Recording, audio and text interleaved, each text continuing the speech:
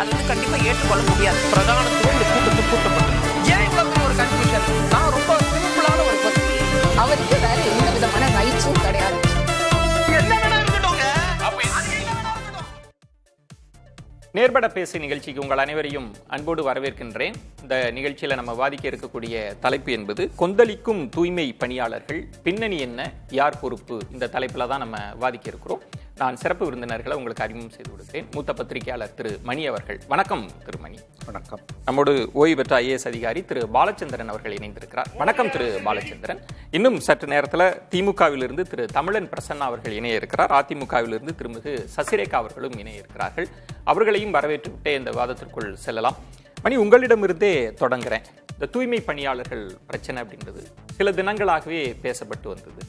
இந்த பின்னணியை எப்படி புரிஞ்சுக்கிறீங்க? எங்க தப்பு நடந்ததா நீங்க நினைக்கிறீங்க? இதுக்கு யார் பொறுப்பேற்கணும்னு நினைக்கிறீங்க? தனியார்மயமாக்கத்தால் வந்த பிரச்சனை தான் இது, அதில் சந்தேகமே இல்லை.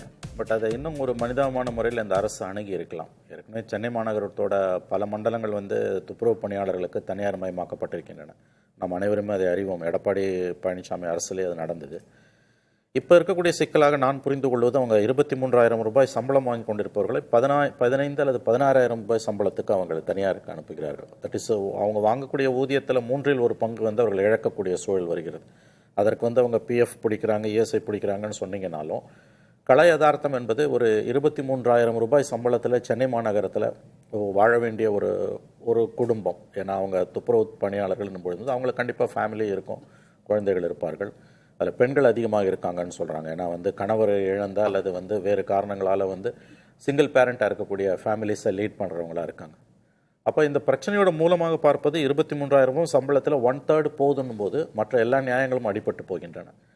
இதில் தனியார் மயமாக்கலை மட்டுமே இதை நீங்கள், அதாவது அது ஒரு தொடர்ச்சி தான்னாலும் எக்ஸிஸ்டிங் சேலரியை ப்ரொடெக்ட் பண்ண முடியலன்னா எப்படி அது ஒரு அந்த போராடக்கூடிய தொழிலாளருடைய நியாயம் என்பது யாராலையும் மறுக்க முடியாத ஒரு நியாயமாக மாறுகிறது. இது ஊதிய உயர்வுக்கான போராட்டம் அல்ல, இருக்கிற சம்பளத்தை ப்ரொடெக்ட் பண்ணணுன்றது. இப்போ நம்ம யாருமே நாம் வாங்கக்கூடிய ஊதியத்தில் 1/3 பங்கு, இது 10 லட்சம் சம்பளம் வாங்கினாலும் 1 லட்சம் சம்பளம் வாங்கினாலும் 10,000 ரூபாய் சம்பளம் வாங்கினாலும் நம்முடைய ஊதியத்தில் 1/3 பங்கை நாம் இழக்கக்கூடிய சூழல் வருதுன்னா நம்ம கண்டிப்பாக அதை ஏற்றுக்கொள்ள மாட்டோம். அதுவும் அவங்க சமூகத்தில் ரொம்ப அடித்தட்டில் இருக்கக்கூடிய மக்கள். இன்னொரு விஷயம் விஜயன், இது மற்ற பிரச்சனைகளுக்கும் இதற்குமான ஒரு வித்தியாசம். இதில் இருக்கக்கூடிய ஒரு சமூக நீதி கண்ணோட்டம், ஒரு சோஷியல் ஜஸ்டிஸ் ஆங்கிள் இதில் இருக்கு. ஏன்னா இந்த தொழிலில் ஈடுபட்டிருக்கக்கூடிய அந்த மனிதர்கள், ஆண்களோ பெண்களோ, அவர்கள் குறிப்பிட்ட சமூகத்தை சார்ந்தவர்கள். அதனால தான் நேஷனல் SC/ST கமிஷன் கூட இது குறித்த தாக்கீதுகளை அரசிடம் கேட்டிருப்பதாக தகவல்கள் வருகின்றன. ஸோ அந்த ஆங்கிள் உள்ள வரும்பொழுதும் அரசுடைய பொறுப்பு என்பது கூடுதலானதாக ஆகிறது. அப்போ நீங்கள் தனியார் மயமாக்கல் மேலே மட்டுமே மொத்த சுமையும் சுமத்திட்டு போயிட முடியாது. எக்ஸிஸ்டிங் சேலரியை ப்ரொடெக்ட் பண்ண முடியாத ஒரு சுச்சுவேஷனை ஒரு கவர்மெண்ட்டே எப்படி பண்ண முடியும்? இது ரொம்ப அதாவது இன்ஹியூமன் டு த கோர், மனிதாபிமானம் அற்ற முறையோட ஒரு உச்சபட்சமாகத்தான் மாநில அரசு செயல்பட்டிருக்கிறது. வாங்குற சம்பளத்தில் 1/3 நீ குறைக்கிறவனு, அதுக்கு நீங்கள் கொடுக்குற வியாகியானம் உங்களுக்கு PF கொடுக்குறோம், நாங்கள் கிராஜுட்டி கொடுக்குறோம். இன்னைக்கு கூட மாநில அரசோட அமைச்சரவை கூட்டத்தில் என்னென்னமோ பேசுகிறாங்களே ஒழிய இந்த இஷ்யூ பேசல. செத்துட்டா 10 லட்சம்ன்றாங்க. நீங்கள் சொல்றது இதெல்லாம் எதிர்காலத்துல உங்களுக்கு வரும்ன்ற அப்படின்றது அவங்க கேட்கறது. எனக்கு இப்ப என்ன, இது எவ்வளவு ஒரு இன்ஹியூமன் ஆட்டிடியூட் உங்களுக்கு அது நேச்சுரல் ஜஸ்டிஸ் கூட உங்களுக்கு மறுக்கப்பட்டிருக்கிறது. இன்றைக்கு மாநில அமைச்சரவை கூட்டத்துக்கு பிறகு நம்முடைய அமைச்சர் தங்கம் தென்னரசு நிறைய வியாகியானங்களை கொடுக்கிறார். அவங்களுக்கு நாங்கள் படிப்பதற்கு நாங்கள் உதவி செய்வோம், அவங்க இறந்துட்டாங்கன்னா 10 லட்சம் இருக்கும்போது ஒன்றும் இல்லை, செத்த பிறகு 10 லட்சம் கொடுத்து என்ன பிரயோஜனம்? அப்போ இந்த அரசு நிச்சயமாக இந்த விவகாரத்தில் மனிதாபிமானமற்ற முறையில் தான் செயல்பட்டிருக்கிறது என்று நாம் நம்புவதற்கு நிரம்பவே காரணங்கள் இருக்கின்றன. ஒன்று.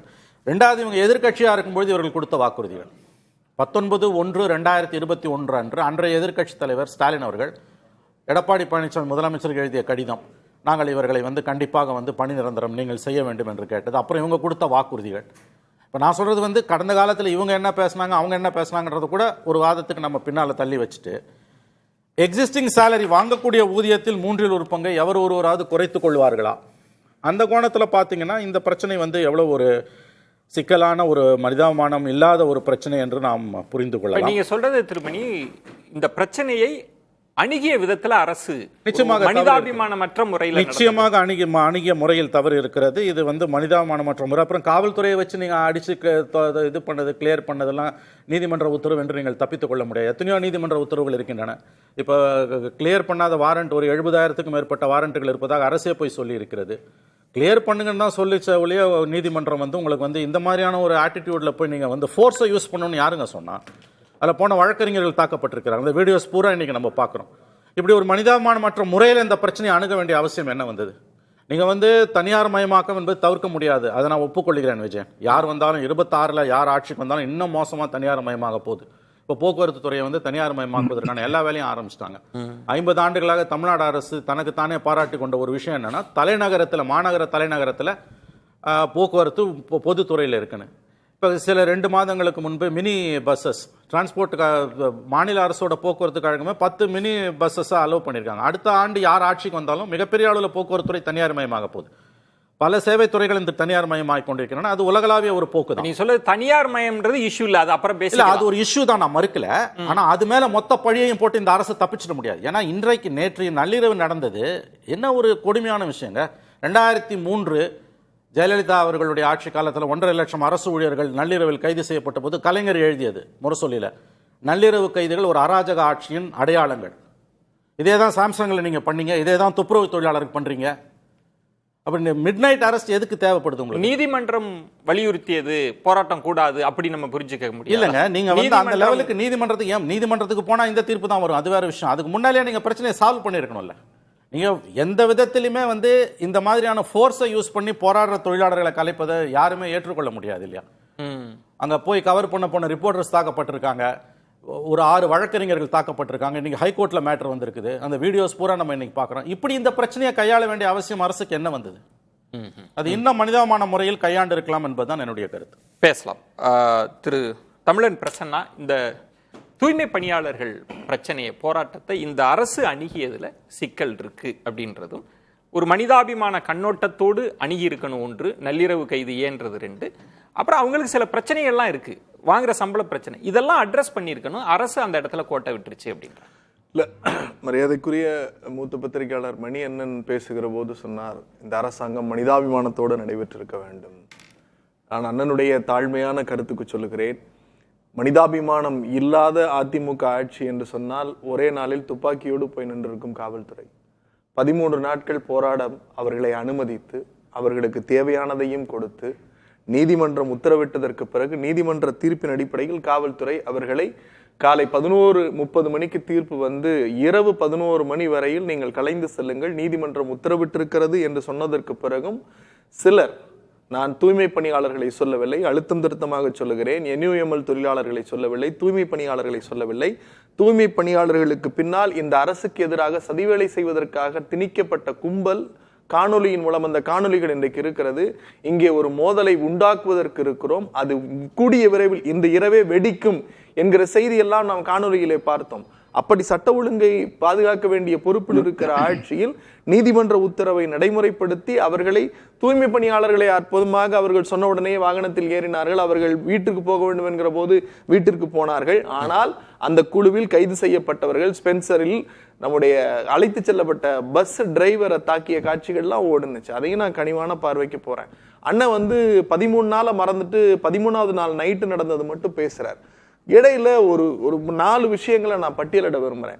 இந்த பிரச்சனை முதல்ல வருது, தூய்மை பணியாளர் பிரச்சனை வந்து தனியார் மயமாக்கப்பட்டதுதான் பிரச்சனையா அப்படின்னா இல்ல. ஏற்கனவே அவர்கள் தனியார் ஊழியர்கள் தான், IUML ஊழியர்களாக இந்த திட்டம் நிறுத்தப்பட்டு தேசிய துப்புரவு தொழிலாளருடைய சம்மேளனத்திலிருந்து அது நிறுத்தப்பட்டு மீண்டும் 3, அதாவது சென்னை கார்பரேஷன் தான் இன்னும் அவங்களை உயிர்ப்போட வச்சுக்கிட்டு இருக்கு. சரி, 3 மாதங்களுக்கு ஒரு முறை தீர்மானம் போட்டு அவர்கள் தனியார் நிறுவனத்தின் ஊழியர்கள் தானே தவிர அரசு ஊழியர்கள் அல்ல. அது ரொம்ப மிக முக்கியமான ஒரு விஷயம். 2வது, அவர்களுக்கான பணி ஊதியம் எல்லாமே அவர்கள் பணியாற்றக்கூடிய நிறுவனங்கள்ல. இந்த நிறுவனம் என்பது யாரை வேண்டுமானாலும் பணியமர்த்தலாம். ஆனால் மாநகராட்சி கேட்டுக்கொண்டதற்கெனங்க ஏற்கனவே பணியாற்றியவர்களை நீங்கள் வேலைக்கு அமர்த்த வேண்டும் என்கிற அடிப்படையில் அவர்களை பணியமர்த்த ஒத்துக்கொண்ட நிறுவனம் அந்த அடிப்படையில் அவர்களுக்கான ஊதிய உயர்வை பேசலாம் என்று சொன்னார்கள். அப்படி பேசுவதற்கு ஏறக்குறைய 7 சுற்று பேச்சுவார்த்தை நடைபெற்றது. 7 சுற்று பேச்சுவார்த்தையில் 13ஆம் தேதி இரவு 11-12 மணி வரையில் இந்து அறநிலையத்துறை மற்றும் CMDA துறை அமைச்சர், மரியாதைக்குரிய சகோதரி பிரியா மேயர் அவர்கள், குமரகுருபரன் மற்றும் அதிகாரிகள் எல்லோரும் காத்திருந்தார்கள். ஆனால் யாரும் வரவில்லை. பேசுகிறார்கள், குழுவாக பிரிகிறார்கள், கூடிய விரைவிலான பதிலை சொல்லுங்கள் என்றால் யாரும் எது குறித்தும் பேசவில்லை. ஆக என்ன எதை கொண்டு எதற்கான இந்த போராட்டம் என்கிற அந்த அடிப்படையே அற்றுப்போனதாக 7 கட்ட பேச்சுவார்த்தையில் பணி நிரந்தரம் வேண்டும் என்கிறார்கள். பணி நிரந்தரத்திற்கு நீங்கள் தானே வழக்கு தொடர்ந்திருக்கிறீர்கள். அந்த வழக்கு கிட்டத்தட்ட 6 ஆண்டுகளாக நிலுவையில் இருக்கிறது, தீர்ப்பாயத்தில் நிலுவையில் இருக்கிறது, உயர் நீதிமன்றத்தில் நிலுவையில் இருக்கிறது. அதில் எப்படி நாம் இப்போது முடிவெடுக்க முடியும்? பணி நிரந்தரம்ன்றது திமுக கொடுத்த வாக்கு. எதிர்கட்சி தலைவரா இருக்கிற திரு ஸ்டாலின் அவர்கள் ஒரு காணொலி இருக்கு, அவரே சொல்றாங்க வந்த உடனடியே பண்ணல. அதுக்கு தான் பதில் சொல்றேன். நமக்கு இப்ப 2 நீதிமன்றங்களில் வழக்கு நிலுவையில் இருக்கிறது. அந்த நீதிமன்றங்களுடைய தீர்ப்பின் அடிப்படையில தான் நாம தீர்மானிக்க போறோம். சார், நான் இதையெல்லாம் கடந்து இந்த அரசின் மீது ஒரு வஞ்சகத்தையும் அல்லது மனிதத்தன்மையற்ற செயலை இந்த அரசு நடத்துகிறதுன்னு மணி என்ன ஒரு வரி சொல்றார். நான் இன்னும் ரொம்ப மனிதத்தன்மையோடு பேசுகிறேன் சார். இந்த திராவிட மாடல் ஆட்சிங்கிறதுக்கு முன்னால முத்தமிழறிஞர் டாக்டர் கலைஞர் தான் இந்தியாவிலேயே, நான் சொல்ற சாதனை எல்லாம் இந்தியாவிலேயே 2007 தூய்மை பணியாளர்களுக்கான நலவாரியத்தை தொடங்கினார். அந்த நலவாரியத்தை தொடங்கி தூய்மை பணியாளர்கள் அனைவரும் இதில் இணையுங்கள், உங்களுக்கென்று ஒரு வாரியம் இருக்கிறது, உங்களுக்கென்று ஒரு தலைவரை கொடுக்கிறேன், அவரோடு உரையாடுங்கள், உங்களுடைய தேவைகளை நீங்கள் நேரடியாக அவரிடத்தில் சொல்லலாம் என்று பிறப்பில் தொடங்கி இறப்பு வரை, பிள்ளையில் தொடங்கி அவருடைய திருமண வாழ்க்கை வரை எல்லாவற்றுக்கும் நிதியுதவி கொடுத்தார். ஒரு நொடி சார், அதிமுக ஆட்சி வந்துச்சு சார். அதிமுக அம்மையார் ஜெயலலிதா ஆட்சியிலிருந்து மரியாதைக்குரிய இன்றைய எதிர்கட்சி தலைவர் எடப்பாடி ஆட்சி காலம் இருந்துச்சு, 10 ஆண்டு காலம். தூய்மை பணியாளர் நலவாரியம் செயல்பட்டுச்சா? அதுக்கான தலைவர் இருக்காரான்னு சொல்லுங்க. அதற்கு பிறகு திராவிட மாடல் ஆட்சி வந்தது. அது வந்த உடனேயே அந்த வாரியம் புதுப்பிக்கப்பட்டது. மரியாதைக்குரிய நெல்லிக்குப்பம் புகழேந்தி நியமிக்கப்பட்டார். இப்போதைய தலைவராக திப்பம்பட்டி ஆறுசாமி நியமிக்கப்பட்டு தூய்மை பணியாளர்களுக்கான எல்லா நலத்திட்டங்களையும் அவர்களுக்கு கொண்டு போய் சேர்க்கிறார். இப்ப 13 நாள் போராட்டம்ன்றது 2 விஷயம் கவனிக்க வேண்டிய அம்சம். பொதுவாக போராட்டங்கள்ன்றது இப்ப ஸ்டெர்லைட் போராட்டம், அதுக்குள்ள ரொம்ப போக வேண்டாம். பல நாட்கள் நாங்கள் அமைதியாக தானே நாங்கள் அனுமதிச்சோம், இந்த அரசு அனுமதிச்சது இல்லை. கடைசி நாள் கலகக்காரர்கள் வந்தாங்க, கலவரங்கள் வெடித்தது அப்படின்னு பொதுவாக அரசுகள் சொன்னது. அப்போ திமுக எதிர்த்தது. இப்போ நீங்கள் என்ன சொல்றீங்கன்னா இவர்கள் உள்ளுக்குள்ள கலகக்காரர்கள் வந்துட்டாங்க, அதனால இல்ல நான் அந்த டோனே எடுக்கல. அப்புறம் நீதிமன்ற தீர்ப்பிற்கு பிறகும் காவல்துறை பல முறை அவர்களிடத்திலே போய் நின்று மைக்ல சொல்றாங்க, நீங்க அதை புதிய தலைமுறையில ஒளிபரப்புனீங்க, கலைந்து போங்கள், நீதிமன்றம் உத்தரவிட்டு இருக்கிறது, உங்களுக்கு அனுமதிக்கப்பட்ட இடத்தில் போராடுங்கள், அதுக்கு எந்தவித தடையும் இல்லை, நீங்க எங்க வேணாலும் வரலாம், எங்க வேணாலும் போராடலாம்ங்கிற முடியாது, இது பொதுமக்களுக்கு அதிகமாக பயன்படக்கூடிய இடம், அனுமதிக்கப்பட்ட இடம் என்று சில இடங்கள் இருக்கிறது, அந்த இடத்தில் அனுமதியை பெற்று போராடுங்கள் அப்படிங்கறதா நீதிமன்றம் அரசனுடைய நிலைப்பாடு. தாக்கப்பட்டிருக்கதா வழக்கறிஞர்கள்? நான் திரும்பவும் சொல்றேன், அது எல்லாமே நீதிமன்றம் முடிவு செய்யட்டும். நீங்க காணொலியை வச்சு முடிவு பண்றீங்கன்னா கைது அப்படின்னா, அன்றைக்கு நானும் ஒரு வழக்கறிஞர் தான், அந்த நீதிமன்றத்தில் இருந்தேன். அங்க இருந்த வழக்கறிஞருடைய செயல்பாடும் எங்களுக்கு தெரியும். இங்க வழக்கறிஞர் அப்படிங்கறதெல்லாம் இல்ல, அங்க வந்தப்ப இஸ் a common protester. அவர் தூய்மை பணியாளரா? அங்க தூய்மை பணியாளர் போராட்டத்தில் அவருக்கு என்ன வேலை? அரெஸ்ட் வாங்க, கைது பண்றோம் அப்படின்னா வர வேண்டியதான். இல்ல அது திரு பிரசன்னா, உங்களுக்கு தெரியாதுல்ல, இப்ப நீங்க எதிர்கட்சியாக இருந்த போது இந்த போராட்டத்துல இவங்களுக்கு என்ன வேலைன்னு நம்ம கேட்க முடியும். அப்படி சொல்லவே இல்லை சார், நான் திரும்ப சொல்றேன், என்னுடைய வார்த்தையை நீங்க தவறா புரிஞ்சுக்க வேண்டாம், அல்லது என்னுடைய வார்த்தை தவறாக புரியப்பட்டிருந்தால் நான் திரும்ப பெற்றுக்கிறேன். நான் சொல்றது, இப்ப நான் வழக்கறிஞரா பல போராட்டங்கள்ல கலந்துக்குவேன், அங்க நான் வழக்கறிஞர் பேண்டோட போக முடியாது, அந்த கருத்தியலுக்கு ஆதரவாளர். அப்படி ஆதரவாளராக போகிற போது கைதுன்னா வர வேண்டியதான். நீதிமன்றத்துல என்னை கேட்டிருக்காங்க, நாங்க தான் போராட்டம் போடக்கூடாதுங்கிற, நீங்க வழக்கறிஞர் ட்ரெஸ் போட்டு ஏன் போறீங்க கேட்டுச்சுல்ல, இன்னைக்கு கேட்டுச்சுல்ல நீதிமன்றம். பொதுவாக நீதிமன்றங்கள் அந்த பார்வையை முன்வைக்கும் வைங்களேன், ஆனா கள போராளிகள் அதெல்லாம் தாண்டி தான் இருப்பாங்கன்றது ஒன்று. தூய்மை பணியாளர்கள் அப்படின்றது இப்ப நீங்க சொன்னீங்க நலவாரியம்லாம் அமைச்சதுன்னு, அவர்கள் குரலற்றவர்களாக இருக்கிறாங்க. அந்த பிரச்சனையை அணுகிய விதத்துல இந்த அரசு சிக்கலா இருக்கு. சரியா அணுகல, 100% இல்ல, இது ஊதி பெருக்கப்பட்ட விஷயம் தான். முதலமைச்சர் தாயுள்ளம் கொண்டு சார் இன்னைக்கு அறிவித்திருக்கிற அறிவிப்பு இருக்குல்ல சார், இந்த அறிவிப்பு மாதிரி வேறு எந்த முதலமைச்சர், நான் தான் சொல்றேன்ல சார், ஒரு ஒப்பீட்டு அளவுல நீங்க 2007 தொடங்கப்பட்ட வாரியம் சார், 2011 ஊத்தி மூடப்படுது, 2020 வரைக்கும் அந்த வாரியம் எங்க இருக்குன்னே தெரியல, தலைவர் எங்க இருக்குன்னே தெரியல. 10 வருஷம் சார். இப்ப யார் பாரமுகமாக இருக்கிறது? எங்க ஆட்சி வருது, தலைவர்கள் நியமிக்கப்படுகிறார்கள். இன்றைக்கு நிதியமைச்சர் ஒரு பெரிய திட்டத்தை அறிவிக்கிறார். நான் சொன்னேன்ல, இந்த நலவாரியத்தினால என்ன பயன் அப்படின்னு. சார், நீங்க ஒரு தொழிலாளி அதில் பதிவு செய்து விட்டால் சார், தொழில் செய்கிற போது, பணி செய்து கொண்டிருக்கிற போது இறந்து போனால் அவருக்கு 5 லட்சம், இந்த நேற்றைக்கு வரைக்கும் அவர் மருத்துவ செலவுக்கு 5 லட்சம் சார். நான் முடிச்சறேன். Okay. அவங்க பிள்ளைகள் கல்விக்கான மேற்படி கல்வி இப்ப ஸ்கூல் எஜுகேஷன்ல இருந்து அவங்களுக்கு உண்டு. மருத்துவ காப்பீடு நீ கனிவோடு அணுகுறோம். இப்ப இல்ல முடிச்சாரு. இப்ப முதலமைச்சர் அறிவிச்சிருக்கிற 6 திட்டங்கள்ல மிக முக்கியமானதை மட்டும் சொல்றேன். 10 லட்சம் ரூபாய் இழப்பீடு அறிவிச்சிருக்காரு மரணத்தில் அவர்கள் தொழில் செய்கிற போது இறந்து விட்டால். 2வது மருத்துவ காப்பீடு வெறும் 5 லட்சம் இருந்துச்சு, இப்போது 10 லட்சமாக வெடிச்சிருச்சு. வேற வழி இல்ல. ஆழத்தை புரிந்து கொள்ளாமல் இந்த அரசை மடைமாற்றம் செய்ய வேண்டும் அல்லது அவதூறு பேச வேண்டும் என்பதற்காக பேசுவதற்கு தான் இந்த செய்தி. குறுக்கிட விரும்பி சுருக்கமா சொல்லு. இப்ப பிரசன்னா நல்ல வழக்கறிஞர், கட்சிக்காரர் மட்டும் இல்ல, நல்ல வழக்கறிஞர். அவர் நன்றாக மடைமாற்றம் செய்கிறார். இப்ப ஸ்டாலின் அவர்கள் எதிர்க்கட்சி தலைவராக இருக்கும்பொழுது கொடுத்தது திமுகவோட வாக்குறுதிகள் எல்லாமே நீங்க அதை நிறைவேற்றிருந்தீங்கன்னா எனக்கு கோர்ட்டுக்கு போக வேண்டியதே கிடையாது. கோர்ட்டுக்கு ஏன் போறாங்க? கோர்ட்டு தீர்ப்பு பின்னால ஏன் நீங்க ஒளிஞ்சுக்கிறீங்க? நீங்க மன்னிக்கிறேன்னா இந்த வழக்கு 6 வருஷமா பெண்டிங்ல இருக்குனா இது இப்ப போட்டது இல்ல. இப்ப போட்டது இல்ல. 6 வருஷமா பெண்டிங் தான் மடைமாற்றம் செய்வதில்லை. நீங்க வாக்குறுதி 19/1/2021 அன்று ஸ்டாலின் அவர்கள் எழுதிய கடிதம் என்பது அவர்களை நிரந்தர பணியாளர் மாற்றுங்கள் என்பது. நீங்க வந்தோடனே நீங்க செஞ்சிருந்தீங்கன்னா அந்த கேஸை வாபஸ் வாங்கிட்டு இருக்க போறாங்க. ஏன் அதை நீங்க செய்யல? 2வது இதுல இருக்கக்கூடிய நன்றாக புரிந்து கொள்ளுங்கள், இதுல இருக்கக்கூடிய சோஷியல் ஜஸ்டிஸ் ஆங்கிள நீங்க மறந்துட்டு இந்த பிரச்சனையை பாக்குறீங்கன்னா உங்களுக்கு மிகப்பெரிய பின்னடைவு 26 காத்திருக்கிறது. மறந்துடாதீங்க. இல்ல இப்ப சமூக நீதின்றதுல ஒரு நலவாரியம் அமைத்ததில் இருந்து நாங்க தான் செஞ்சிருக்கோன்றாங்க. திமுகவுக்கும் தூய்மை பணியாளருக்கும் ஒரு உறவு இருக்கு. கலைஞர் 2007 கொண்டு வந்தது யாருமே குறை சொல்லலங்க. அது ஒரு நல்ல யாருமே சொல்லலங்கறத இல்லங்க. அது யாருமே சொல்லலங்கற பிரச்சனையா இன்னைக்கு இருக்க பிரச்சனை அன்னைக்கு கலைஞர் ஆரம்பிச்சாரு. நீங்க தப்பிச்சுக்காதீங்க. இங்க இருக்க பிரச்சனையை பத்தி பேசுங்க. 10 வருஷம் இல்ல இன்னைக்கு ஆரம்பிச்சிருக்கோம்னு சொல்லிருக்கோம். 10 வருஷம் இல்ல அப்போது மணியண்ணா அமைதியா தான் இருந்தார். தூய்மை பணியாளர்கள் தனியார்மயமாக்கப்பட்டது போது மணியண்ணா அமைதியா தான் இருந்தாரு. அப்போது ஊதிய உயர்வு பிரச்சனை வந்த போது மணியண்ணா அமைதியா தான் இருந்தாரு. ஏன் இப்போது மனிதத்தன்மையற்ற ஆட்சின்னு ஒரு வார்த்தை சொல்றத நான் உண்மையா அதை நீ அண்ணன் திரும்ப பெறணும். இல்ல எப்பயுமே பிரசன்னா அப்படி பேச மாட்டாரு. இன்னைக்கு அவருக்கு இருக்கக்கூடிய அழுத்தம் எனக்கு புரிகிறது. அதனால நான் பதில் சொல்ல விரும்பல. ஏன்னா யார் இதை பார்த்து கொண்டிருப்பார்கள் என்பதன் காரணமாக அவர் பேசுகிறார். அவருக்கு என்னுடைய வாழ்த்துக்கள். ஆனா எப்பவும் அப்படிலாம் இல்ல. Prasanna is always Prasanna. சசிரேகா தப்பா எடுத்துக்காதீங்க. இது தூய்மை பணியாளர்கள் அந்த விஷயத்தை பேசுறப்போ பின் பாயிண்டா நீங்க எந்தெந்த இடம்லாம் இந்த அரசு உங்களுக்கு விமர்சனம் இருக்கு, எதிர்க்கட்சி தலைவர் எந்தெந்த பிரச்சனைகளை இதை அணுகுனதுல மிஸ்டேக் நீங்க எப்படி ஏன்னா நிறைய அறிக்கைகள்லாம் விட்டாச்சு, பேசுங்க. எதிர்க்கட்சி தலைவர் சொல்லி இருக்காங்க ஏன் நள்ளிரவு கைதுன்னு விமர்சன பூர்வமா வைக்கிறாங்க. இந்த அரசு செயல்படுத்தினது தவறு அப்படின்னா எந்தெந்த இடத்துல உங்களுக்கு விமர்சனம் இருக்குன்னு சொல்லுங்க. இப்ப பிரசன்னா பேசுனதுல இருந்தே எனக்கு விமர்சனம் தான் இங்கேயே தொடங்குது இந்த அரங்கத்திலேயே.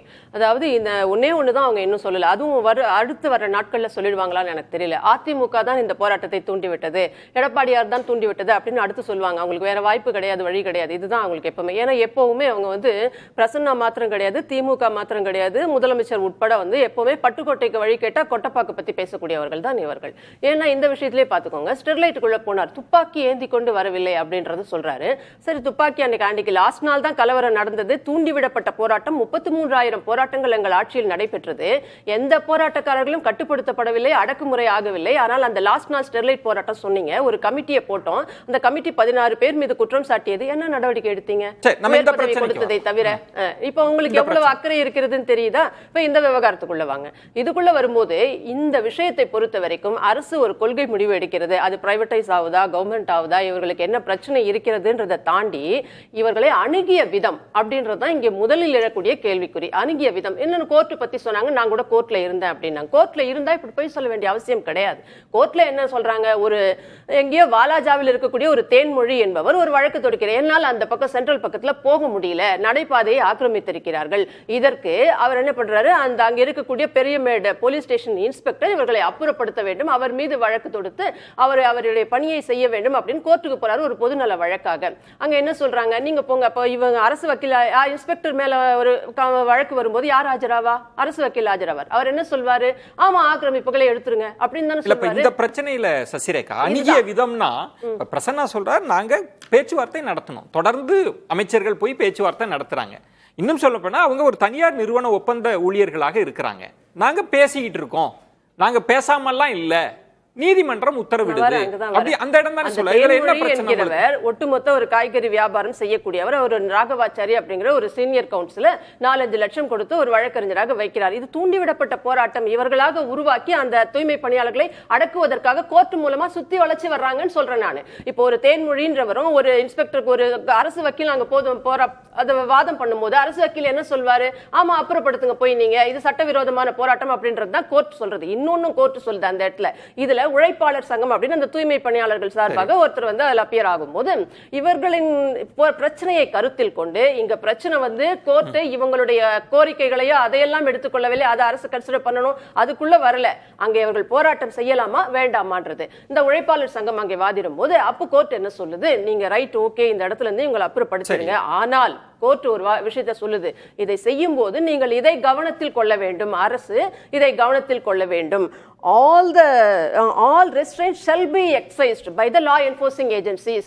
அரசு நிறுவனமாக இதை அப்புறப்படுத்தும் போது நீங்கள் மிகவும் கட்டுப்பாட்டுடனும் கவனமுடனும் இதை செய்ய வேண்டும்னு சொல்லுது. அங்கே 700-800 பேர் போராடி கொண்டிருக்கிறார்கள் என்றால் 5000 போலீசார் அங்கே எதற்காக? இன்னொன்று 13 நாட்களாக போராட்டங்கள் அங்கே நடைபெற்றுக் கொண்டிருக்கிறது. நாங்க நலவாரியம்லாம் அமைச்சோம்னு சொல்றீங்கல்ல, அப்ப நலவாரியம் அமைச்சிருந்தா ஆட்சி முடிகிற இந்த 4.25 வருஷம் கிட்ட எதுக்கு இன்னைக்கு 5 அறிவிப்புகள்? இதை முதல்ல செய்திருக்கலாமே. ஏன் இத்தனை ஆண்டுகள் செய்யவில்லை? நலவாரியம் அப்ப என்ன தூங்கி கொண்டிருக்கிறதா? இல்ல நலவாரியம் சொல்லியும் உள்ளாட்சித்துறை அமைச்சரோ இல்ல இன்னைக்கு அங்க வந்து ஒரு தேர்ட் ரேட்டடா பிஹேவ் பண்ணக்கூடிய அந்த சேகர் பாபு போன்ற சென்னையுடைய அமைச்சர்களோ நான் வன்மையா கண்டிக்கிறேன். இந்த வார்த்தையை வாபஸ் வாங்கணும். தேர்ட் கிரேட்னா what third grade? Sasirekha, mind your word, mind your word, mind your word.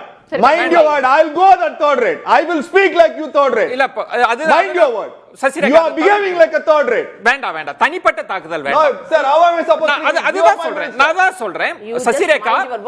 No, you shut your mouth. You shut your mouth and mind your word. You should not. You are just a third rate. You just a third rate. இல்ல சசிரேகா ஒரே ஒரு விஷயம்.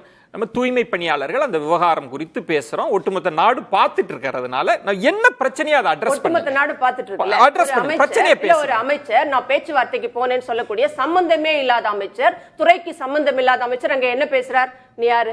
உனக்கு நான் பதில் சொல்ல வேண்டியதில்லை. நீ யாரு? இவங்களுக்கு நாங்க இத்தனை நாள் கழிவறை எல்லாம் விட்டு வச்சிருக்கோம். அந்த ஆட்சியா இருந்தா கழிவறை கூட விட்டு வச்சிருக்க மாட்டாங்க. இதை பிச்சை போடுறாரா இவரு? அதுக்கப்புறம் என்ன சொல்றாருங்க அந்த இடத்துல பார்த்து, உனக்கு நான் பதில் சொல்ல வேண்டிய அவசியம் கிடையாது. நான் வாக்குறுதி எப்ப கொடுத்தேன்? அந்த லாங்குவேஜை கவனிச்சிங்களா நீங்க? அந்த துணியை கவனிச்சிங்களா நீங்க?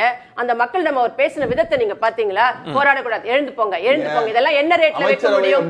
என்ன ரேட்ல வைக்க முடியும்? என்னை பற்றி தனிப்பட்ட விமர்சனம் செய்வதற்கு இவருக்கு எந்த அதிகாரமும் தகுதியும் கிடையாது. இல்ல குறுக்கீடு தேவையில்லை. அந்த மாவட்டத்துக்கு அவர்தான் அமைச்சர். அவர் உள்ளாட்சித்துறை அமைச்சர், பொறுப்பு அமைச்சர், மேயர், குமரகுருபரன் ஆணையர் எல்லோரும் ஒண்ணா உட்கார்ந்து பேசினாங்க. இத பார்க்கல அப்படின்னா நாங்க ஒண்ணும் பண்ண முடியாது. ரெண்டாவது, அமைச்சர்களை மரியாதை குறைவா இங்க பேசினாங்க அப்படின்னா that will take, I will take the turn. Sasirekha பார்த்து ஒரு அமைச்சர் சம்பந்தமே இல்லாமல் ஒரு பொதுவெளியில் ஒரு பத்திரிகையாளரை கேவலப்படுத்துகிறார், அங்கே போராடக்கூடியவர்களை கேவலப்படுத்துகிறார். நான் கொடுக்கவே இல்லைன்னு ஒரு வன்மையான ஒரு வார்த்தையை அவர் பயன்படுத்தி பிச்சை போடுவது போல பேசுகிறார். அதே மேடையில் அவர் என்ன சொல்றாரு? அதுக்கப்புறமே அந்த காணொலிகளோட நீங்க பார்த்திருப்பீங்க. மேயர் அவர்களே, நீங்கள் சமநிலையை அடைந்து விட்டதாக பேசினீர்கள். சமநிலை இல்ல, அதிலேயே நில்லுங்க. நீங்க அதோட மேல்நிலைக்கு வரக்கூடாதுன்னு சொல்றாரு. இவர் பட்டியலினத்தவரை பார்த்து இல்ல இப்ப நம்ம பிரச்சனையை விட்டு இதெல்லாம் என்ன ரேட்ல வரும்? எனக்கு என்னமோ தலைப்பு சேகர் பாபுனுக்கு உங்களுக்கு எல்லாம் பல பஞ்சாயத்து இருக்கு. சேகர் பாபு என்ன சேகர் பாபுனை பத்தி பேசுற விஷயமா? சரி, பாயிண்ட் டேக்கன். பொதுவெளியில பேச வேண்டிய சப்ஜெக்ட்டுக்கு வாங்க. என்ன மாதிரி சப்ஜெக்ட்டுக்கு வாங்க. என்ன நாகரிகம்? இல்ல சப்ஜெக்ட்டுக்கு வாங்க. சசிரேகா எனக்கு பத்திக்கிட்டலாம் வரல. நீங்க சேகர் பாபுனை வேஷ்டியை பார்த்துட்டு இருக்கீங்க. ஏன் உங்களுக்கு இவ்வளவு பத்திக்கிட்டு வருது? நீங்க சப்ஜெக்ட்டுக்கு வாங்க. இல்ல நம்ம சப்ஜெக்ட்டுக்கு வாங்க சார். நாங்க இல்ல சேகர் பாபுன வேட்டியில என்ன கராருன்னு பேசிட்டீங்க. இது அதுக்கான மேடை இல்ல. இது அதுக்கான மேடை இல்ல. இது அதுக்கான மேடை இல்ல. மீண்டும் இல்ல அதுக்கான மேடை இல்ல. ரெண்டு பிரதான கட்சிகளினுடைய இது அதுக்கான மேடை இல்ல. ரெண்டு பிரதான கட்சிகளினுடைய பிரதிநிதிகளுக்கு சொல்வது முக்கியமான பிரச்சனையை அட்ரஸ் பண்றோம். நான் மீண்டும் அதுதான் அவர்களுடைய வலி வேதனை, அதை இந்த அரசு எப்படி செய்யணும் என்ன அதுதான் நம்ம இது தனி மனித தாக்குதலுக்கான களம் இல்லங்க. நான் சொல்றேன், நீங்க இஷ்யூவை பேசுங்க, இந்த இஷ்யூவை இப்படி அட்ரஸ் பண்ணுங்க, வழிகாட்டுங்க, அதானே முக்கியம். Why he is இல்ல, trying to interrupt? நீங்க எதுக்கு தனி- அவருக்கு பதறிட்டு வருது? அமைதியா இருக்க சொல்லுங்க. சரி, நான் திரும்ப வரேன். அமைதியா இருந்தேன். சரி, நம்ம திரும்ப எல்லாத்துக்கும் பேசலாம். நான் பதில் சொன்னேன். சரி. இருங்க, அவர் விவாதத்தை பேசாம இல்ல, ஏங்க, ஒரு தனி மனிதர மரியாதை குறைவா சரி, நம்ம அமைச்சர் குறிக்கிறோம். மரியாதை பாலச்சந்திரன், நான் மீண்டும் வரேன். பாலச்சந்திரன் ஐஏஎஸ் இப்போ இல்ல நீங்க என் டைம் நீங்க இவர் எடுத்துக்கிட்டாரு. ஒரு நிமிஷம் தானே முடிச்சிருக்கேன். இல்ல அத நலவாரியம் அமைச்சேன்னு சொன்னீங்கல்ல, கலர் கலரா வட சுட்டீங்கல்ல, 525ல நாங்க 99% நிறைவேற்றிட்டோம்னு சொல்லிட்டீங்கல்ல, இத்தனை நாள் என்ன பண்ணிட்டு இருந்தீங்க? நலவாரியம் அமைச்சர்கள் இன்னைக்கு இதையெல்லாம் கொடுக்க வேண்டிய அவசியம் என்ன இருக்கு? இதே முதலமைச்சர் 281ல இருந்து 285வது வாக்குறுதி வரை தூய்மை பணியாளர்களை பற்றி பேசிவிட்டு உங்கள் தொகுதியில் ஸ்டாலின் நீங்களே சொன்னீங்க. அந்த காணொலியில் அவர் என்ன பேசுறாரு? அம்மா மரியான்ற ஒரு தூய்மை பணியாளரை பார்த்து நீங்கள் பணியில் மட்டும் தூய்மையாக இல்லை, உங்களுடைய வார்த்தைகளும் தூய்மையாக இருந்து நான் வந்தவுடன் அத்தனை கோரிக்கையும் நிறைவேற்றப்படும் சொன்னதோடு இல்லாமல் அவர்கள் அப்போ போராடிய போது இதே முதலமைச்சர் அங்கே போய் உட்கார்ந்து நான் நீங்க இந்த கோர்ட்டு தீர்ப்பை பற்றி எல்லாம் நீங்கள் யோசிக்காமல் அதாவது எங்கள் அரசாங்கத்தை பார்த்து நீங்கள் உடனடியாக அவர்கள் கோரிக்கையை நிறைவேற்ற வேண்டும் சொன்னீங்க. அன்னைக்கு இந்த மாதிரியான போராட்டங்களோ அராஜகங்களோ எழவே இல்லை. இன்னைக்கு கூலி தொழிலாளர்களாக இருக்கக்கூடியவர்கள் அவருடைய நியாயமான கூலியை கேட்கும்போது கூலி படம் பார்த்து கொண்டிருக்கிறார். இவர் என்ன மாதிரியான முதலமைச்சர்? இது என்ன மாதிரியான அடக்குமுறை நான் கேட்கிறேன். இவர் தான் இல்ல, அங்க துணை முதலமைச்சராக இருந்தவர் என்ன செய்து கொண்டிருக்கிறார்? மேயர் பேச வரும்போது மேயர் தான் பேசுறாரு சொல்றாரு. நேத்து எடப்பாடி பழனிசாமி நைட் என்ன பண்ணிட்டு இருந்தாரு தெரியுமா? பிரஸ் மீட்டுக்கு வரும்போது இல்ல நேத்து நைட் எடப்பாடி பழனிசாமி என்ன பண்ணிட்டு இருந்தாரு உங்களுக்கு தெரியுமா? இல்ல இதே சசிரேகா பாலச்சந்திரன் ஐஏஎஸ் எடப்பாடி பழனிசாமி உங்களுக்காக தான் நான் முயற்சி சசிரேகா உங்களுக்கு தெரியுமா? சசிரேகா உங்களுக்கு தெரியுமா? நான் மீண்டும் எடப்பாடி பழனிசாமி என்ன பண்ணிக்கிட்டு இருந்தாரு? சசிரேகா நான் மீண்டும் நினைவூட்டுவது சசிரேகா உங்களுக்கு தெரியுமா? நேத்து நைட் எடப்பாடி பழனிசாமி என்ன பண்ணிட்டு இருந்தாரு? பிரதான கட்சிகளின் பிரதிநிதிகளுக்கு நான் சொல்றது மக்கள் பார்த்துட்டு இருக்காங்க. மக்கள் பார்த்துட்டு இருக்காங்க. நான் சொல்லிட்டு தான் நான் பாலச்சந்திரன் ஐஏஎஸ் ஒழுங்கா பேசுமா? பாலச்சந்திரன் ஒழுங்கா பேசுமா? யார் வேட்டியில என்ன கரண்ட் பார்க்காதம்மா?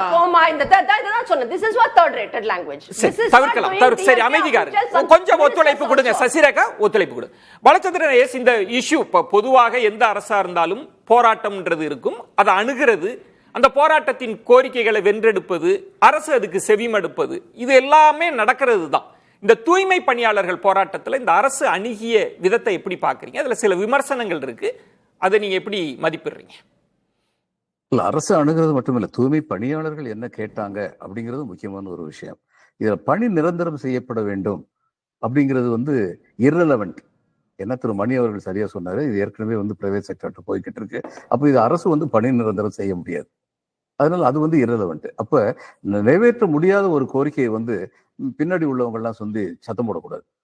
இப்போ எல்லாருக்குமே தெரியும் 15 மண்டலங்கள் இருக்கு சென்னை மாநகரத்துல. 10 மண்டலங்கள் ஏற்கனவே தனியார் வசம் தாரை வார்க்கப்பட்டு விட்டது. யார் ஆட்சியில? இவங்க சசிரேகாவுக்கு தெரியும், அது அதிமுக ஆட்சியில் தான் கொடுக்கப்பட்டது. அப்ப இது பிரைவேடைஸ் பண்றது, திரு மணி கரெக்டா சொன்னார், பிரைவேடைஸ் பண்றது நல்லதா கெட்டதாங்கிறது ஒரு பக்கம் இருக்கட்டும். ஆனா இந்த பிரைவேடைஸ் பண்றது நிப்பாட்ட முடியாத ஒரு சூழ்நிலை வந்துகிட்டு இருக்கு. இன்னைக்கு டிரான்ஸ்போர்ட் கூட அது வந்துகிட்டு இருக்குன்னு சொன்னார். இப்ப இன்னைக்கு உள்ள பிரச்சனை இவங்க கேட்கறது எங்களுக்கு ஏற்கனவே 1/3 சேலரி இன் ரியல் டேர்ம்ஸ் குறைஞ்சிருது. 24,000 ரூபாய் வாங்கிட்டு இருக்கோம், அது 16,000 ரூபாய் குறைஞ்சிருது அப்படின்னு சொல்லி 23,000, அது 16,000 குறைஞ்சுன்னு சொன்னாங்க. இந்த அறிவிப்பு நேற்று நைட்ல அமைச்சரவை சொல்ற அறிவிப்பு கொஞ்சம் முன்னாடி செஞ்சிருந்தா, ஏன்னா எல்லாருக்கும் வீடு கட்டி கொடுக்கணும்னு சொல்றாங்க. இந்த இதுல 23,000 வீட்டு வாடகைக்கு நிறைய செலவழியும். அப்ப அந்த வீட்டு வாடகை செலவு மிச்சமாகும். அது ஒரு பள்ளி கல்வி செலவு மிச்சமாகும். இதெல்லாம் கொஞ்சம் முன்னாடியே சொல்லியிருந்திருக்கலாம் அப்படிங்கிறது என்னுடைய அபிப்பிராயம். அதுக்கப்புறம் ஏன் நட்ட நடுராத்திரில போனாங்க அப்படிங்கிறது நட்ட நடுராத்திரில தான் இந்த மாதிரி சூழ்நிலையில போக முடியும். ஏன்னா இதுல ஒரு கொந்தளிப்பான சூழ்நிலையை உருவாக்குறாங்க வெளியில இருந்து. அப்ப பகல் நேரத்துல போனா வெளியில உள்ள அத்தனை பேர் அங்க சுத்தி நின்றுட்டு இருப்பாங்க. நின்று பெரிய law and order problem create பண்ணுவாங்க. நான் லா அண்ட் ஆர்டர் பார்த்தவன் கையாண்டுங்கிற முறையில சொல்றேன். இது ராத்திரி தான் போகணும், அதுவும் அமைதியா சொன்னாங்கன்னு சொல்றாங்க. திரு மணியும் சொன்னாரு, திரு பிரசன்னாவும் சொன்னார். 2 பேரும் ஒண்ணுதான் சொன்னாங்க, அந்த காணொலியை பத்தி சொன்னாங்க. ஆனா 2 பேருடைய கருத்துல கொஞ்சம் வேறுபாடு. இவர் காணொலியை பார்த்து பேசுங்கன்னு சொன்னாரு, அவர் சொன்னார் காணொலி எல்லாம் நீதிமன்றத்துல சமர்ப்பிப்போம். இப்ப காணொலி பாதி காணொலி கூட வர முடியும். இப்ப முதல்ல அட்வொகேட்டாக தன்னை காட்டிக் கொண்டவர்களோ அல்லது வெளியிலிருந்து வந்தவர்களோ போலீஸை பார்த்து அவமரியாதை பேசுனாங்களா? அது அவங்க காணொலி இல்லையா? அது போலீஸ் காணொலி இருக்கா? இதெல்லாம் நமக்கு இப்ப தெரியாது. அது நீதிமன்றத்துல அதுக்கு ஒரு தீர்வு காணப்பட வேண்டும் அப்படிங்கிறதா கரெக்ட். ராத்திரி போயிருக்காங்க, திரும்ப திரும்ப இவங்க நீதிமன்றம் என்ன சொல்லியிருக்காங்க, அந்த இடத்துல நீங்க மீட்டிங் தொடர்ந்து நடத்தாதீங்க போராட்டத்தை, அது போக்குவரத்து கிடைச்சதா கேட்பீங்க. ஆல்டர்னேட்டிவ் ஜாக எடுத்துக்கோங்கன்னு சொல்லப்பட்டிருக்கு. அதுக்கப்புறமும் அவங்க இங்கதான் உட்காந்துருக்கோம்னு சொல்லியிருக்காங்க அப்படின்னு பிரசன்னா சொல்றாரு. அடுத்து ஒரு தீர்வுக்கு வாங்கன்னு சொல்லி கூப்பிட்டா யாருமே வரல. அங்க அமைச்சர்கள் இருந்தாங்க. அதுக்கப்புறம் சசிரேகா சொல்றாங்க இவருக்கு அங்க என்ன வேலை அப்படிங்கிறாங்க, சேகர் பாபு பத்தி. இது வருந்தத்தக்க ஒரு கமெண்ட். இல்ல, ஏன்னா என்ன வேலை இல்ல, டிஸ்ட்ரிக்ட் குறுக்கீட்டுக்கு மினிஸ்டர் மன்னிக்கணும். நான் முடிச்சுக்கிறேன் உள்ளாட்சித்துறை சசிரேகா. அமைச்சர் வராமல் நீங்களே இவர் பேசிட்டீங்க. எதன் நான் அடிப்படையில் முடிச்சுக்கிறேன். இவரே அவர் பேசிக் பேசட்டுமே. கொண்டிருக்கிறார் அவர் தொலைவில் அப்படின்றதுதான் இருக்கிறார். என்னுடைய அவர் கேள்வி. அடிப்படை இல்ல, என்னுடைய பேச்சு இல்ல, அவர் தவறாக தொலைவில் இருக்கிறார், அவர் பேசட்டுமே. நீங்க திரும்ப மத்தவங்க பேசும்போது குறுக்கிட்டு முதல்ல நிப்பாட்டுங்க. அடிப்படை நாகரிகம் வேணும். நாங்க குறுக்கிடல.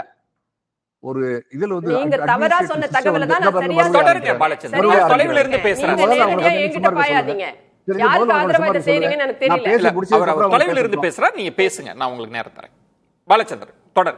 அட்மினிஸ்ட்ரேட்டிவ் சிஸ்டம்னு ஒன்று இருக்கு, அது உங்களுக்கு நிச்சயமா தெரிஞ்சிருக்கும். டிஸ்ட்ரிக்ட் இன்சார்ஜ் மினிஸ்டர்னு ஒரு கோட்பாடு இருக்கு. இது இங்க வெஸ்ட் பெங்காலையும் பார்த்திருக்கேன், தமிழ்நாட்டிலும் இருக்கு, கர்நாடகால இருக்கு, எல்லா இடத்துலயும் இருக்கு.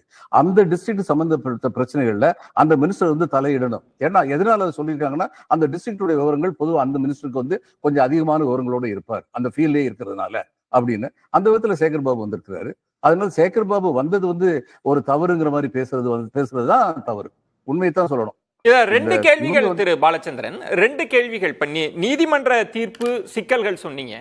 ஆனா பிரதான எதிர்க்கட்சிகள் சொல்வது வந்து இவன் தூய்மை பணியாளர்களை சொல்றது நீங்க கொடுத்த வாக்குறுதி தான். நீங்க தான் சொன்னீங்க வந்தவுடனே எங்களுக்கு பணி நிரந்தரம் கொடுப்பீங்கன்னு சொன்னீங்க, அதை தான் நாங்க கேட்கிறோம் அப்படின்ற ஒரு கேள்வி. அப்ப அந்த வழக்கு வந்து வாபஸ் பெற்றிருக்க வேண்டும். வாபஸ் பெற்றுட்டு இதை கேட்கணும்.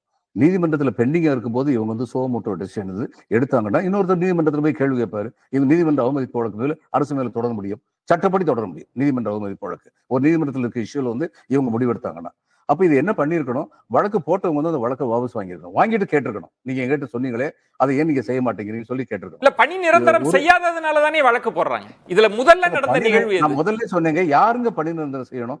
15 மண்டலத்துல 10 மண்டலம் ஏற்கனவே பிரைவேட் செக்டருக்கு போயிருச்சு. அப்ப பணி நிரந்தரம் செய்யணும் யார்கிட்ட கேட்கணும்? அரசு கிட்டயா, பிரைவேட் செக்டர்கிட்டயா? யார்கிட்ட சம்பளம் வாங்குறாங்களோ அவங்க தான் பணி நிரந்தரம் செய்யணும். வாக்குறுதி கொடுத்தது எதிர்க்கட்சி தலைவர் தானே, அன்றைய எதிர்க்கட்சி தலைவர் தானே, திரு ஸ்டாலின் அவர்கள் தானே சொன்னார். வாக்குறுதி கொடுத்தாரு. அப்ப என்ன பண்ணணும்? எதிர்க்கட்சி தலைவர் அந்த 10 மண்டலத்துல இருந்து பிரைவேடைஸ் பண்ணீங்கல்ல, take it back to government அப்படின்னு சொல்லி கேட்கணும். பணி நிரந்தரம் என்பது இன்றைக்கு உள்ள சூழ்நிலையில அரசு வந்து செய்ய முடியாது. இதுதான் சட்டம். நம்ம உண்மைதான் பேசணும் இங்க. அப்ப இவங்க என்ன கேட்டிருக்கணும்? இவங்களுடைய டிமாண்ட்ஸ் வந்து என்ன வந்திருக்கணும்? அந்த 10 முதல்ல ரிவர்ட் பண்ணி கூட்டுவாங்க, எங்க எல்லாரையும் அரசு பணியாளராக வச்சிருங்க, எங்களை நிரந்தரம் பண்ணுங்க அப்படின்னு கேட்டா அந்த கேள்வியில வந்து அவங்களுடைய அப்ரோச்ல வந்து முழுக்க சரியானபடி இருக்கு, நடைமுறை சரியானபடி இருக்கு. ஆனா இப்ப அப்படி இல்ல. ஓகே, திரு பாலச்சந்திரன் சொல்வது வந்து இதுல சட்ட சிக்கல்கள்லாம் இருக்கு. இப்ப போராட்டம் நடத்தியவர்களின் நோக்கம் சரியா இருந்ததா, சிக்கல்களை உணர்ந்து போராட்டம் நடத்தினாங்களான்ற ஒண்ணு. நள்ளிரவு விஷயத்துல பாலச்சந்திரன் சொல்றார், ஒரு நிர்வாகம் எப்படி செயல்படுன்றதையும் அவர் சுட்டி காட்டினார். இல்ல, பாலச்சந்திரன் சார் சொல்றது வந்து ஓரளவுக்கு நான் ஏத்துக்கிறேன். ஆனா அதுல முக்கியமான ஒரு விஷயம் என்ன, this is a social problem. இதுக்கு நீங்க வெறும் ஜுடிஷியல் சொல்யூஷன் மட்டும் எதிர்பார்க்க முடியாது. இப்ப சார் சொன்னாங்க பணி நிரந்தரம் வந்து பிரைவேடைஸ் ஆன பிறகு அரசாங்கம் பணி நிரந்தரம் என்ற கான்செப்ட் அவுடேட்டட். கரெக்ட். ஏன் வாக்குறுதி கொடுத்தாங்க? இன்னைக்கு ஸ்டாலின் கவர்மெண்ட் எதிர்கொண்டிருக்கக்கூடிய பல விமர்சனங்களுக்கும் பல துன்பங்களுக்கும் காரணம் அள்ளி வீசின வாக்குறுதிகள், செய்யவே முடியாதுன்னு தெரிஞ்சும் கொடுத்த வாக்குறுதிகளால தான் இன்னைக்கு இந்த சிக்கல் வந்திருக்குது. ஃபார் எக்ஸாம்பிள் டேக் பழைய ஓய்வூதிய திட்டம். ஆகச்சிறந்த பொருளாதார நிபுணர்கள் எல்லாம் வைத்துக் கொண்டு கொடுத்த அந்த திட்டத்தை ஆட்சிக்கு வந்த 3 மாதத்துல அன்றைய நிதியமைச்சர் பிடிஆர் அசம்பிளியில சொன்னார் அது சாத்தியமற்றதுனார். அவர் தான் அந்த குழுலேயே இருந்தார். அதே மாதிரி இன்றைக்கு வந்து இப்ப சார் சொன்னாங்க இல்லையா, பிரைவேடைஸ் ஆன பிறகு பணி நிரந்தரன்ற கான்செப்டே இல்லைன்னு. ஏன் கொடுத்தீங்க? ஸ்டாலின் அவர்கள் இந்த வாக்குறுதியை கொடுக்கும் போதே அது பிரைவேடைஸ் ஆக ஆரம்பிச்சிடுச்சு. அப்ப எல்லாமே வந்து நீங்க தெரிஞ்ச மக்களை ஏமாத்துனீங்க. அதோட விளைவு தான் இன்னைக்கு இங்க வந்து நிக்குது. சார் நான் என்ன சொல்றேன், இது வந்து நீங்க வெறுமனே லீகல் இஷ்யூவா பார்க்காதீங்க, அவங்களோட நோக்கத்தை சந்தேகப்படாதீங்க. அவன் பாதிக்கப்பட்டிருக்கான். ஒரு நாள் தமிழகம் முழுவதும் தூய்மை பணியாளர்கள் வேலை நிறுத்தம் செஞ்சாங்கன்னா நம்ம பொழப்பெல்லாம் வந்து நாரிடும். இல்ல, அந்த இடம் தான் அது, அந்த உணர்வு இல்லாமையா இந்த அரசு அணுகுது. அப்படிதான் அதுதானே பிரச்சனை. இப்ப நான் இல்லங்க ரொம்ப பிராக்டிகலா முடிச்சிடும் பிரச்சனை வரேன் முடிச்சிடுவேன். அதாவது பணி நிரந்தரத்தெல்லாம் கூட விட்டுருங்க. ஒரு நல்ல அரசின் அடையாளம் எக்ஸிஸ்டிங் சேலரியை ப்ரொடெக்ட் பண்ணல, அதை ஃபெசிலிட்டேட் பண்ணலாம்.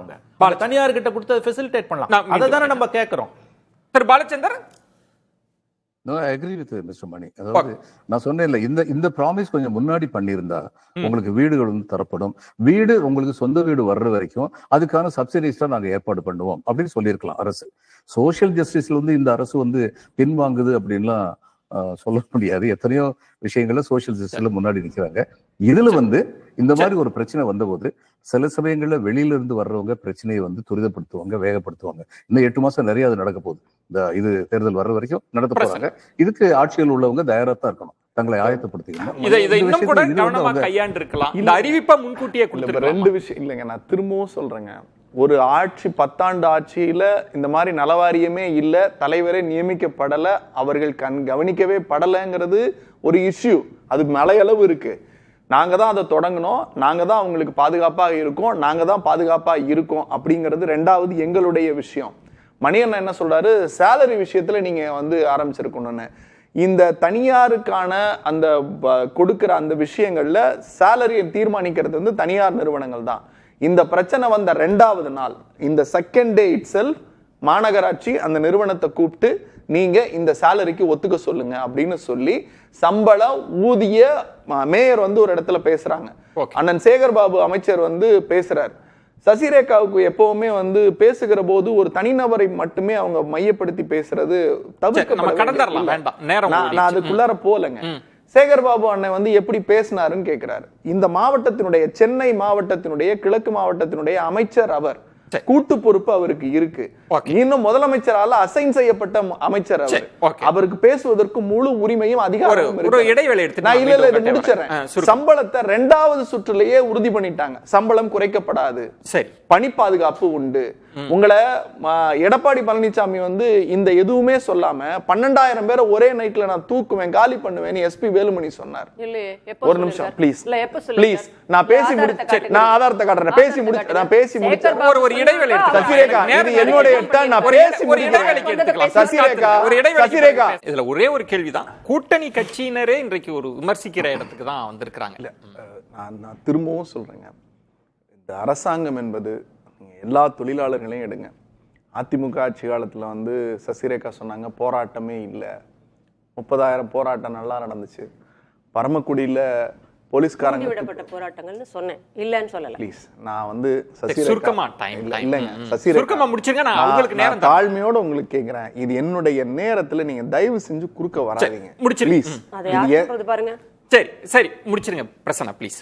பரமக்குடி கலவரத்துல தாழ்த்தப்பட்ட 18 பேர் மேல துப்பாக்கி சுட்டுச்சுல்ல, அது ஜெயலலிதா ஆட்சி தானே கலவரத்துல, போராட்டத்துல. அதெல்லாம் அவங்க மறந்துட்டு பேசுறாங்க. தூத்துக்குடி எடப்பாடின்னு நான் பட்டியல் போட விரும்புறேன், நான் அதுக்கு போலங்க.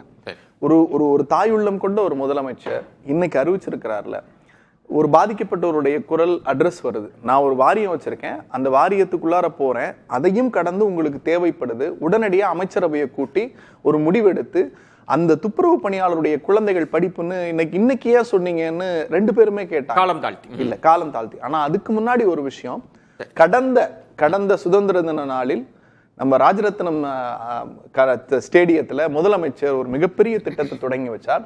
தூய்மை பணியாளர்களை முதலமைச்சராக்குகிற திட்டம், தூய்மை பணியாளர்களை முதல்வர்களாக்குகிற திட்டம், தூய்மை பணியாளர்களை தொழில் முனைவோர்களாக மாற்றுகிற திட்டம்னு ஒரு திட்டத்தை ஒரு நிமிஷம் முடிச்சிடறேன். என்னன்னா, சாதாரணமா மலமல்லி கொண்டிருந்த அந்த தொழிலாளியினுடைய கைகளை கவிட்டவிழ்த்து விட்டு அவர்களுக்கு இயந்திரம் வாங்கி கொடுத்து, லாரி வாங்கி கொடுத்து, அவங்களே அதற்கு முதலாளியாக்கி பெரும்போரும் அவர்களை வந்து உயர்த்தியது இந்த ஆட்சி.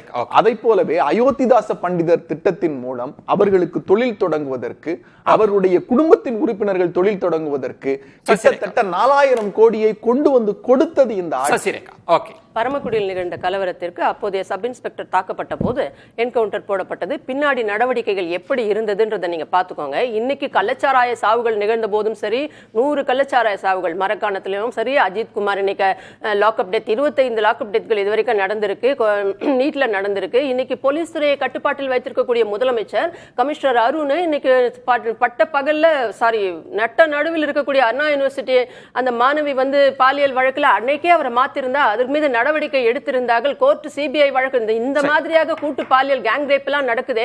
இந்த அரசு என்ன செய்து கொண்டிருக்கிறது? கஞ்சா போதை அதிகரித்திருக்கிறதே, கள்ளச்சாராய மரணங்கள் அதிகரித்திருக்கிறதே, பாலியல் வழக்குகள் அதிகரித்திருக்கிறதே. நீங்கள் குழு அமைக்கிறீர்களா, நாங்கள் அமைக்கட்டுமா என்று கேட்கும் போதெல்லாம் வாய் மூடி மௌனித்துக் கொண்டிருந்த இந்த முதலமைச்சர் போலீஸ் துறையை கையில் வைத்திருக்கக்கூடியவர் ஆம்ஸ்ட்ராங் கொலை வழக்குல தானா வந்து ஆஜரான ஒருத்தரை நீங்க என்கவுண்டர் போடுறீங்களா? அந்த மாதிரி எல்லாம் எங்கள் ஆட்சியில் ஒருபோதும் இருந்தது கிடையாது. நியாயத்திற்காகவும் மக்கள் பக்கம் நின்றவர்கள். நம்ம பாலச்சந்திரன் கூட சொன்னார், இவர் ஒரு நடுநிலையாக பேச வந்திருக்கிறார். இவர் வந்து எதற்காக சேகர் பாபா ஒரு ரசிகர் மன்ற தலைவர்னே இவர் போட்டுக்கலாம். முன்னாள் ஐஏஎஸ் அது ஒரு பக்கம் இருக்கட்டும். இல்ல இது எதற்காக? இல்ல நான் சொல்றேன், அவர் கருத்துக்கு பதில் சரி, இல்ல சொல்லுங்க அவர் சசிரேகா, அப்படிதான் பேசிக் கருத்து. கொண்டிருக்கிறார் எப்போதும். இவர் என்ன சொல்றாரு, சேகர் பாபு அவர்களை அசைன் பண்ணி இருக்கிறார், ஏதாவது வாய்மொழி உத்தரவு போட்டிருக்கிறார் முதலமைச்சர். சேகர் பாபு தான் உள்ளாட்சி துறையாக இருந்தாலும் சரி, மாநகராட்சி துறையாக இருந்தாலும் சரி, மாநகராக இப்ப இருந்தாலும் சேகர் பாபு சென்னையில எல்லா போனதுதான் பிரச்சனைகளும் பிரச்சனைங்களா? இல்ல இவர் சொல்றாரு assign Issue பண்ணி அதுதானா? இருக்கிறார். இல்லங்க, அப்புறம் எதுக்கு இத்தனை அமைச்சர் இத்தனை சேகர் பாபுவோட வேஸ்ட்ல என்ன கரண் பாப்பாங்க, வேற ஒண்ணும் இல்ல. அது பழைய பஞ்சாயத்து. இல்ல பழைய பஞ்சாயத்து. வேண்டாம் வேண்டாம் எந்த வேண்டாம். அவங்க பழைய நேரத்துல- பஞ்சாயத்து. அவங்க நேரத்துல பழைய குறிக்கிறாரு. பஞ்சாயத்து, வேற அவங்க ஒண்ணும் இல்ல. அவங்க நேரத்துல இல்ல, குறிக்கிறாரு. எதற்காக அப்ப No, 33 நான் அமைச்சர்கள் பேசுறப்ப மூச்சுக்கு மூணு இல்ல, இல்ல, இல்ல. நீங்க ஒரு நிமிஷம். அமைதியா இருந்தாங்க. நான் தெளிவா சொல்றேன், அவர் மாவட்டத்துக்கு பொறுப்பு அமைச்சர். சரி, அந்த மாவட்டத்துடைய பொறுப்பு அமைச்சர்.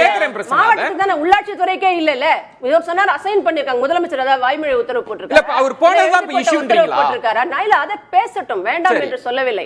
யார் வேண்டுமானாலும் பிரச்சனையை தீர்க்கலாம் அரசு சார்ந்த. ஆனால் அவர் அணுகுகின்ற முறை என்னவாக இருக்கிறது, அவர் மேயரை பார்த்து பேசுகின்ற முறை என்னவாக இருக்கிறது, அவர் போராட்டத்தை தூண்டிவிட்டு இன்னும் அவர்களை அவர் கேவலமாகத்தானே படுத்திக் கொண்டிருக்கிறார். பத்திரிகையாளர்களை ஒரு கேள்வி சசிரேகா, இல்ல ஒரே ஒரு கேள்வி சசிரேகா, பேச்சுவார்த்தையை நடத்துறாங்க, நீங்க யார் போனாங்கன்றதுல சொல்றீங்க, அங்க பேசுறாங்க, உங்க சம்பளத்தை நாங்க உறுதி செய்யறோம், உங்க வேலையை நாங்க உறுதி செய்யறோம்னு பேச்சுவார்த்தை நடத்தப்பட்டதா பிரசன்னா சொல்றாரு. இரண்டாம் சுற்று பேச்சுவார்த்தையில நாங்க அதெல்லாம் பேசியிருக்கோம் அப்படின்னு சொல்றாரு. பேச்சுவார்த்தை நடத்தினா 13 நாட்கள் எதற்கு அவர்கள் மழையிலையும் கழிவறை இல்லாமல் போனாலும் சரி, அவர்கள் ஏதோ கூண்டாஸ் போலவும், அவர்கள் ஏதோ தீவிரவாதிகள் போலவும், நக்சலைட்டுகள் போலவும், அவர்கள் குடும்பத்தோடு கூட கான்டாக்ட் பண்ண முடியாத அளவுக்கு எதுக்காக அவர்களுக்கு நெருக்கடி கொடுக்கிறீர்கள் நீங்கள்? யார் போனாலும் ஏன் இவ்வளவு பேசுறீங்கல்ல?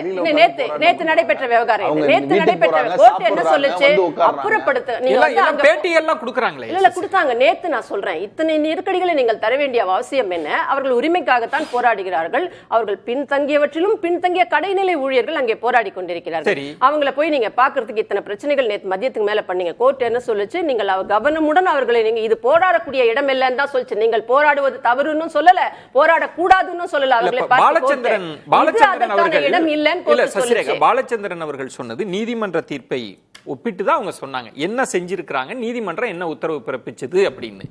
அதுல அப்படி நடந்திருக்கவே கூடாதுன்றீங்களா? அவங்களை அப்புறப்படுத்தி இருக்க கூடாது. கோர்ட் அப்படி சொல்லலையே. இவர்களை நீங்கள் இரும்பு கரம் கொண்டு அடக்குங்கன்னு சொன்னாங்களா? போயிட்டு உங்களுடைய இரும்பு கரம் தான் ஏற்கனவே துருப்பிடிச்சு போயிருக்கு உங்ககிட்ட இருக்க போலீஸ் துறை.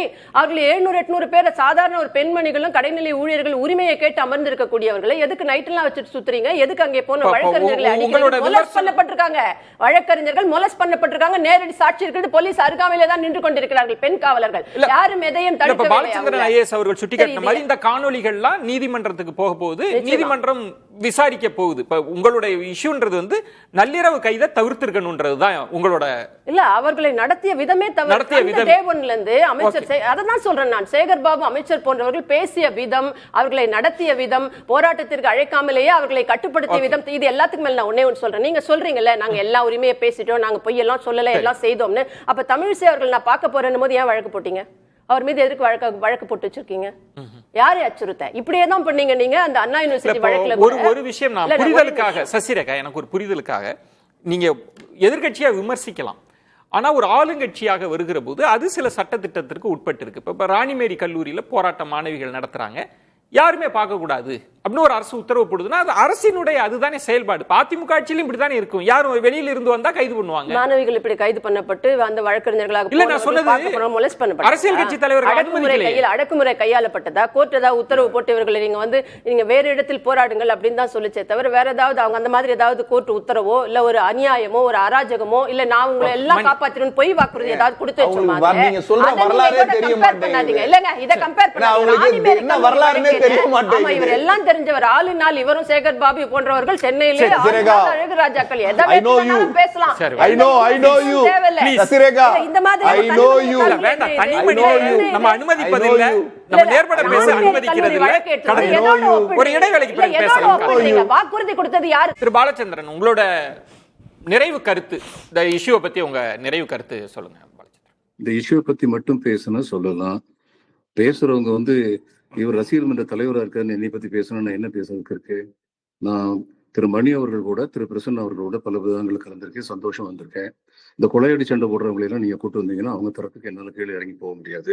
என்னுடைய கருத்தை நான் முதலே சொல்லிட்டேன், இதுக்கு மேல சொல்றதுக்கு ஒண்ணும் இல்லை. நன்றி. உங்க கருத்தை மட்டும் பதிவு பண்ணா நாங்க பதில் சொல்ல போறதில்லை. நீங்க எங்கள் தனிப்பட்ட பட்டங்கள் கொடுக்கும் போது தெரிகிறது நீங்கள் யாருக்கு ஆதரவாக பேச வந்திருக்கிறீர்கள். நம்ம கருத்துக்கு கருத்து வைக்கலாம், மனிதர்களை அட்டாக் பண்ண வேண்டாம். திரு சசிரேகா, அவருடைய நீங்க அந்த கருத்துக்கு பதில் சொல்லுங்க, நான் அனுமதிக்கிறேன். தனிப்பட்ட மனிதர்களை நம்ம பேச வேண்டாம். எந்த அமைச்சர் என்னுடைய அமைச்சரை பற்றி பேசுவதற்கு தமிழ்நாட்டில் அது இருக்கக்கூடிய 8 சொல்லுங்க. கோடி பேருக்கு உரிமை அந்த இருக்கிறது. கருத்தை உரிமை சொல்லுங்க. இருக்கிறது. தனிப்பட்ட இவர் பேசக்கூடியவருக்கு உள்நோக்கம் கற்பிக்க இல்ல, வேண்டாம். இவர் அதை பத்தி இவங்க எப்படி பேசலாம் இவர் சொல்ல முடியாதுல்ல. இவரும் ஒரு இல்ல, நீ பிரஜை, அவர் நானும் ஒரு சொன்னதுனால பிரஜை. அவர் பதில் நானும் சொல்றாரு. ஒரு அங்கீகரிக்கப்பட்ட பிரதான எதிர்க்கட்சி. நான் அதை மறுக்கவே இல்ல சசிரேகா. எங்க இஷ்யூனா நீங்க அந்த கருத்துக்கு பதில் சொல்லுங்க, அது நல்லது. அவர் குற்றமுள்ள நெஞ்சு குறுகு இருக்குது, ஏதோ இல்ல சொல்றாரு, அப்படி சொல்லிட்டு வேண்டாம் போட்டோம். சசிரேகா, நம்ம அந்த அளவுக்கு இறங்க வேண்டாம்னு சொல்றேன். இல்ல, நான் பாலச்சந்திரன் கருத்து please. தானே சொன்னேன். அவங்களுக்கு வந்து இவரும் அரசு நாகரிகமான நடைமுறை வார்த்தைகளை தெரியணும்னு பயன்படுத்துறோம். அவசியம் நாங்களும் இல்லை. நாகரிகமா ஒரு தான் டிஸ்ட்ரிக்ட் மினிஸ்டர் இன் சார்ஜ் வந்து அந்த கூட்டத்துல கலந்துக்கிடலாம், அவருக்கு அதுக்கு முழு உரிமை இருக்கு, அதிகாரம் இருக்கு அப்படின்னு சொல்லி ஒரு ரூல்ஸ் பொசிஷன் சொன்னேன். இதுல என்ன அவருடைய ரசிகரை நான் மாறிட்டேன்னு சொல்லி இவங்க பேசுறதுல வந்து அதுல ஒரு என் தரம் பேர் இருக்கணும். சொல்ல வேண்டிய அவசியம் அதை என்ன? குறைவு பேசிட்டு என்னை இருந்தாங்க, குறிப்பிட்டு அதுக்கப்புறம் சொல்ல வேண்டிய எல்லாரும் வந்து அவசியம் எதிர்த்து என்ன? போக வேண்டியதுதான். சரி, ஓகே. எனக்கு ஏன் கலந்து கற்பிக்கிறீங்க நீங்க? நீங்க சம்ம பண்ணலாம். இது இந்த பிரச்சனை இல்லை. இப்போ அது வந்து ஜுடிஷியல் இஷ்யூவாக பார்க்கக்கூடாது. It's basically social and political issue. நம்முடைய திமுக நண்பர்கள் வந்து இன்றைக்கு முழுவதும் எல்லா தொலைக்காட்சிகளும் இதை நல்லாவே டிஃபெண்ட் பண்ணுறாங்க. வாழ்த்துக்கள். ஞாபகம் வச்சுக்கோங்க, இதுக்கான பொலிட்டிக்கல் ஃபால் அவுட் உங்களுக்கு இருக்குது. மிக கடுமையான பொலிட்டிக்கல் ஃபால் அவுட் உங்களுக்கு இருக்குது. இன்றைக்கு உங்களுடைய கூட்டணி கட்சிகள் அத்தனை பேர் உங்களுக்கு எதிராக பேச ஆரம்பிச்சிருக்காங்க. தயவு செஞ்சு அந்த உண்மையை மறந்துடாதீங்க, அதை மறைச்சு பேசாதீங்க. இன்னும் 8 மாசத்துல தேர்தல்களை வைத்துக்கொண்டு தூய்மை பணியாளர்கள் மீது இப்படிப்பட்ட ஒரு அடக்குமுறையை நீங்கள் அவிழ்த்து விடுகிறீர்கள் என்றால் இதற்கான விலையை நீங்கள் கொடுக்க வேண்டியிருக்கும். சம்ம பண்ணு. சுருக்கம். நான் மீண்டும் சொல்லுகிறேன், முதலமைச்சர் முத்துவேல் கருணாநிதி ஸ்டாலின் அவர்கள் தாயுள்ளத்தோடு எல்லா விடயத்தையும் கவனிக்கக்கூடியவர். ஒரு தூய்மை பணியாளர் கூட பாதிக்கப்படாத வகையில் அவர் நிச்சயம் முடிவெடுப்பார். அவர்களோடு வாழுவார், அவர்களோடு உண்டு உறவாடக்கூடிய ஒரு அற்புதமான மனிதர். உங்களுடைய கோரிக்கைகளை 100% நிறைவேற்றக்கூடியவர். அந்த 100%க்கு மேல் இவருடைய அந்த வாழ்வாதார பிரச்சனை இருக்குல்ல, இன்னைக்கு அறிவிச்சிருக்கிற ஒரு மிகப்பெரிய திட்டம் 30,000 பேருக்கு வீடு கொடுக்கிற திட்டம். தூய்மை பணியாளர்கள் நகர்ப்புறத்தில் இருக்கக்கூடிய 30,000 பணியாளர்களுக்கு இலவச வீடு, நோ சிங்கிள் ரூபி பேமெண்ட். அப்படிப்பட்ட திட்டங்களை கொடுத்திருக்கிறார். உங்கள் வாழ்வாதாரங்களை உறுதிப்படுத்தக்கூடிய தலைவர் அவர். நிச்சயம் உங்களோடு இருப்பார். அரசியல் செய்ய நினைப்பவர்கள் மத்தியில் சிக்க வேண்டாம் என்பதுதான் தாழ்மையான கருத்து. எல்லாவற்றிற்கும் ஒரு பெயரை வைத்து சமீபத்தில் கூட அந்த ஜோன் 5-6 தாயுமானவன் என்ற ஒரு திட்டத்தை தொடங்கக்கூடியவர். தன்னுடைய உரிமையை கேட்பது தப்பா? இவர் என்ன அப்பா என்றுதான் அவர் நிறைவு கருத்து. சசிரேகா, அந்த சாக்கடை மந்திரி எப்படி இருக்காரு? எப்படி கத்துறார் பாருங்க. சசிரேகா, அந்த சாக்கடை மந்திரி எப்படி இருக்காரு? இந்த வளர்ந்து கெட்ட சாக்கடை மந்திரி எப்படி இருக்காரு? சசிரேகா, வளர்ந்து கெட்ட சாக்கடை மந்திரி எப்படி இருக்காரு? பாலச்சந்திரன் சார், சசிரேகா, வளர்ந்து கெட்ட சாக்கடை மந்திரி எப்படி இருக்காரு? நீங்க சசிரேகா, அந்த வளர்ந்து கெட்ட பாலச்சந்திரன் சார் ப்ளீஸ். கூட்டுற பொம்பளைகிட்ட 20 ரூபாய் லஞ்சம் வாங்கினார்னு பேசி பாலச்சந்திரன் சார் அந்த சாக்கடை மந்திரி கொஞ்சம் காத்துருங்க, கோஆபரேட் பண்ணுங்க. பாலச்சந்திரன் சார், சரி. பாலச்சந்திரன் சார் நிறைவு இல்ல, அவரோட நிறைவு கருத்து கேட்கிறேன் ப்ளீஸ். Balachandran sir please. பேசும்போது நான் சொன்னேன், இந்த இதை வந்து இந்த இத்தகைய நல்ல நல்ல திட்டங்கள்லாம் சொன்னாங்களே, இதை கொஞ்சம் முன்னாடி சொல்லியிருக்கலாம்னு சொன்னேன். அதே மாதிரி 23,000 16,000 குறைக்கிறத பத்தி அவங்க கவனிச்சிருக்குன்னு சொன்னேன். ஆனா திரு பிரசன்னா சொன்னாரு அது ஏற்கனவே கவனிக்கப்பட்டு விட்டது. அது எனக்கு தெரியாது அந்த விவரம். ஏற்கனவே கவனிக்கப்பட்டு விட்டது அப்படின்னா அதுக்கப்புறமா அதை பிரச்சனை பண்ணிக்கிட்டு இருக்காங்கன்னா இது தூய்மை பணியாளர்கள் வந்து பிரச்சனை பண்றதா எனக்கு தெரியல. அவங்களுக்கு பின்னாடி வந்து ஏதாவது இந்த அரசுக்கு கெட்ட பேர் ஏற்படுத்தணும்னு அது எல்லா மாநிலத்திலும் அப்படி உண்டு தேர்தல் வர நேரத்துல. அதனால இந்த பிரச்சனை வந்து திரு மணி அவர்கள் சொன்ன மாதிரி மனிதாபிமானத்தோட அணுகணும். மனிதாபிமானத்தோட நம்முடைய முதல்வர் அணுகிறாருன்னு எனக்கு நம்பிக்கை இருக்கு. இது வரைக்கும் அவருடைய நடைமுறையை பார்க்கும்போது. நன்றி. விருந்தினர்களுக்கு என்னுடைய நெஞ்சம் நிறைந்த நன்றிகளை தெரிவித்துக் கொள்கிறேன். மற்றொரு தலைப்புல சந்திக்கிறேன். நன்றி, வணக்கம். அது வந்து கண்டிப்பா ஏற்றுக்கொள்ள முடியாது. பிரதானத்துவம் இந்த கூட்டத்துக்கு கூட்டப்பட்டது. ஏன் இவ்வளவு ஒரு கன்ஃபியூஷன்? நான் ரொம்ப சிம்பிளான ஒரு அவருக்கு வேற எந்த விதமான ரைட்ஸும் கிடையாது.